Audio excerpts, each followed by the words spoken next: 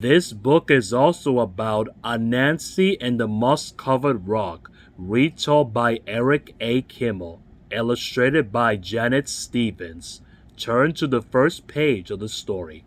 Once upon a time, Anansi the spider was walking through the forest when something caught his eye. It was a strange moss-covered rock. How interesting, Anansi said. Isn't this a strange moss-covered rock? Kapom! Everything went black. Down fell Anansi senseless. An hour later, Anansi woke up. His head was spinning. He wondered what had happened. I was walking along the path when something caught my eye. I stopped and said, "Isn't this a strange moss-covered rock?" Kapom! Down fell Anansi again. But this time, when he woke up an hour later, he knew what was happening. "Aha," said Anansi. "This is a magic rock. And whenever anyone comes along and says the magic words, isn't this a strange down he goes. This is a good thing to know," said Anansi, "and I know just how to use it." So Anansi went walking through the forest until he came to Lion's house. Lion was sitting on his porch. At Lion's feet was a great pile of yams. Anansi loved yams, but he was too lazy to dig them up himself.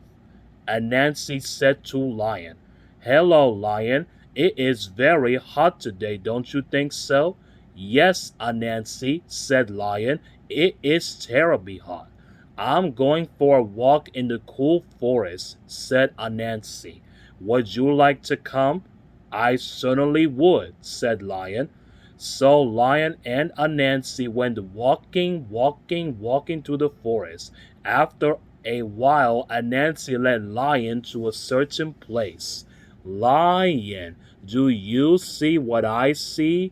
"Oh, yes," Anansi said. Lion, "isn't this a strange moss-covered rock?" Kapom! Down fell Lion. Anansi ran back to Lion's house and made off with Lion's yams. An hour later, Lion woke up. His head was spinning. Anansi was nowhere in sight, and when he got home, he found that every single one of his yams was gone. Lion was very sad, but Anansi was very happy. He couldn't wait to play his trick again. Once more, Anansi went walking through the forest. This time he stopped at Elephant's house. Elephant was sitting on his porch. At Elephant's feet was a great pile of bananas. Anansi loved bananas, but he was too lazy to pick them up himself. So he said to Elephant, "Hello, Elephant. Isn't it hot today?" "It is," Elephant agreed. "I'm going for a walk in the cool forest," Anansi said. "Would you like to come?" "Well, that sounds nice," said Elephant. "Thank you for inviting me, Anansi." So Anansi and Elephant went walking through the forest. After a while, Anansi led Elephant to a certain place. "Elephant, look, do you see what I see?" Elephant looked. "Yes, I do, Anansi. Isn't this a strange moss-covered rock?" Kapom! Down fell Elephant. Anansi ran back to Elephant's house and made off with all the bananas. An hour later, Elephant woke up. His head was spinning. Anansi was nowhere in sight, and when he got home, he found that every single one of his bananas was absolutely gone. Elephant was very sad. But Anansi was very happy. He couldn't wait to play his trick again. He played it on rhinoceros and hippopotamus. He played it on giraffe and zebra. He played it on every single animal in the forest. But all this time, watching from behind the leaves, was Little Bush Deer.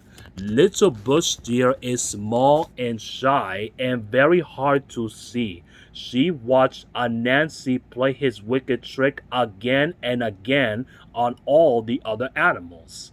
Little Bush Deer decided it was time for Anansi but to learn a lesson. So Little Bush Deer went deep into the forest to where the coconut trees grow. She climbed the coconut tree and threw down great many coconuts. She carried coconuts home in a basket and set them on her porch. Then she sat down beside them but to wait. In a little while, along came Anansi. Anansi's eyes lit up when he saw Little Bush Deer's coconuts. Anansi loved coconuts. He loved to eat the tender white coconut meat and drink the sweet coconut milk inside. But he was too lazy to gather coconuts himself. Instead, he said, "Hello, Little Bush Deer. It is small hot today." Little Bush Deer smiled. "It is very hot, Anansi. I'm going for a walk in the cool forest. Would you like to come?" "Yes, I would," said Little Bush Deer. So Anansi and Little Bush Deer went walking through the forest. After a while, Anansi led Little Bush Deer to a certain place. "Little Bush Deer, look over there. Do you see what I see?" Little Bush Deer knew all about Anansi's trick. She looked. "No, Anansi, I don't see anything." "You must see it. Look very carefully." Little Bush Deer looked. "No, I still don't see anything," she said. Anansi began to get angry. "You must see it. Look right here. Look where I am pointing. Do you see it now?" "No, Anansi," said Little Bush Deer. Anansi stamped his legs. "You see it, you just don't want to say it." "Say what?" said Little Bush Deer. "You know." "Is that what I'm supposed to say?" "Yes," said Anansi. "All right, then I will say it there to make you happy." "You know," said Little Bush Deer. "There, I said it. Are you satisfied?"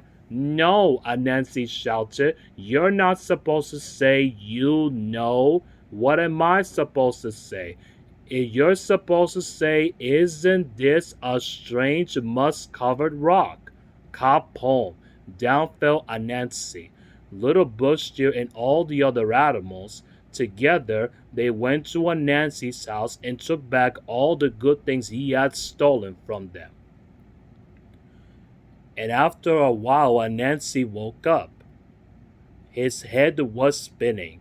Little Bush Deer was nowhere in sight, and when he got home, he found his house as empty as was before. But if you think Anansi learned his lesson, you're mistaken, because he's still playing tricks to this very day.